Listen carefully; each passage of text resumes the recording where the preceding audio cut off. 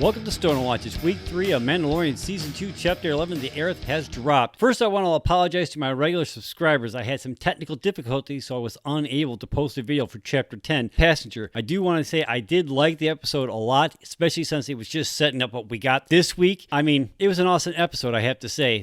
And I think that Reed did a really good job directing Chapter 10. I got to now where I watch an episode, I wait till the very end to see who directed, because I don't want to know going in. I don't know why. I mean, we knew that Favreau was doing episode 9, and we also know that Filoni's going to do his episode 5 this season, but the ones in between, we don't know who's doing what, so I'm just trying not to find out till after, when they pop up who directed at the end of the episode. I'm like, oh man, that's who directed this one? Oh, that's cool. But what I want to bring up, and I haven't really heard or seen anybody else talking about, is that Baby Yoda tried to talk to Mando. I mean, granted, it was just baby gibberish, to be honest, really, but he was trying to tell him that the frog lady took off. Did anybody else catch that? I mean, as a parent myself, I'm going, oh my God, man, he's trying to talk. Did you catch that? Let me know in the comments down below. This week, Chapter 11, The Heiress, is directed by Bryce Dallas Howard and written by Jon Favreau. We have a runtime of 35 minutes for this one, and from start to finish, it was just nothing but action and awesome, I have to say. Now, Howard directed the awesome Chapter 4, Sanctuary, in Season 1, and this one ranks right up there. Now, if I had to rank the 3 that we've gotten so far, I'm going to have to go Favreau, Howard, then Reed, as far as which one I like the best. I mean, this was just awesome, and I'm going into spoilers, so if you have not watched Chapter 11, you've been warned.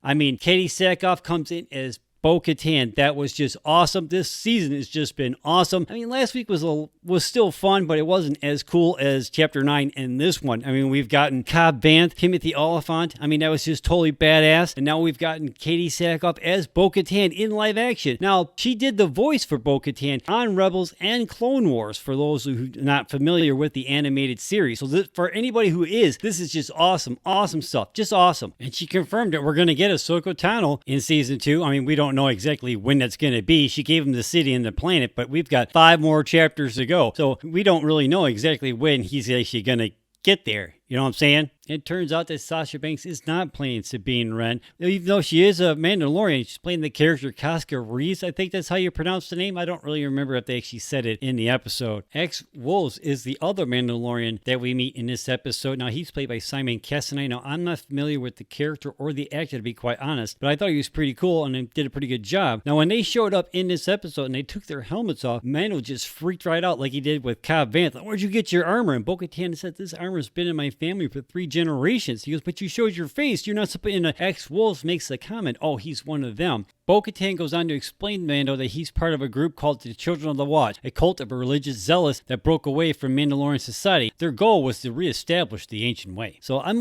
hoping we kind of find out a little bit more about that, because we've been wondering for a while, how is he going to react when he finally meets a Mandalorian like Bo-Katan that takes her helmet off? And he's going to be like, what?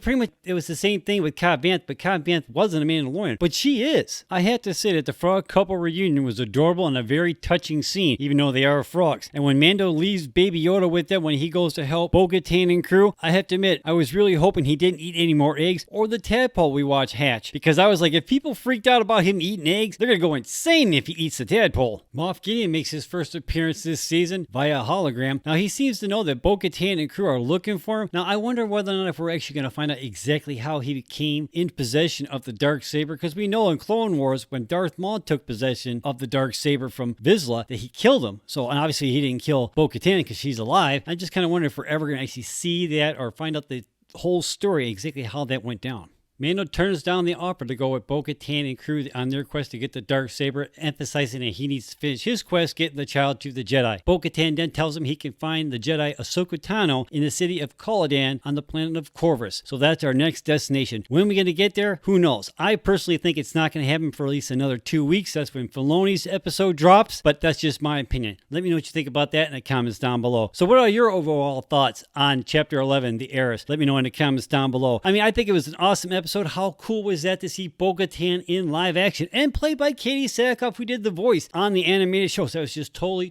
awesome. Let me know what you think about that in the comments down below. Man, I just can't wait to see who or what we're going to get next week. Let me know what you think in the comments down below. Now available on Teespring.com, Stoner Watch, a YouTube story, men and women's t-shirts, comes in black and white. Help support the show by getting yours today. I'll have a link down in the description.